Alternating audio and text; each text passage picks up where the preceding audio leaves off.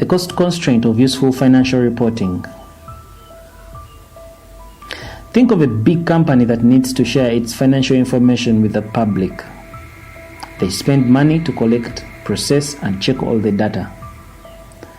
This costs a lot of money, but it's necessary because it helps investors and lenders to make smarter choices. When they make better decisions, it makes the whole economy work better, which is good for everyone. Now, big companies are like puzzles with lots of moving pieces. Their finances are complex, and it can be hard to explain everything to everyone. So we assume the people reading these financial reports already know some stuff about the business and the numbers. They are willing to take the time to understand what's going on. But here is the important part.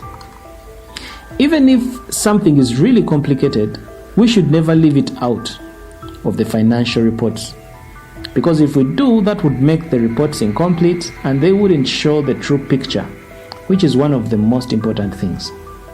However, there is a balance here. Sometimes focusing on making sure the information is clear and simple can make it less useful.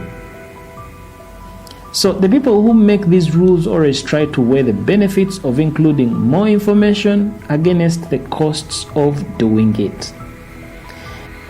It's a bit like deciding whether to buy a fancy tool for your home improvement project.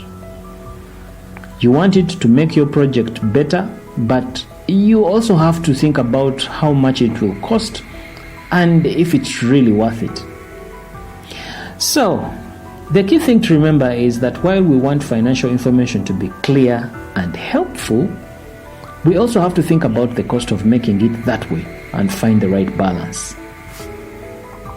In a nutshell, the cost constraint in financial reporting framework refers to the idea that there is a limit to how much a business should spend on collecting, processing, verifying, and reporting its financial information.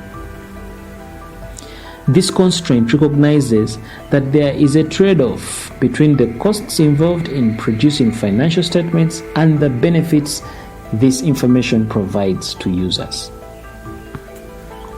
In simple terms, it means that businesses shouldn't go overboard and spend an excessive amount of money to create perfect financial statements.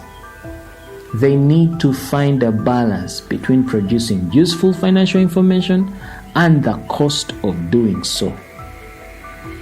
The goal is to provide valuable financial information without burdening the business with overwhelming expenses.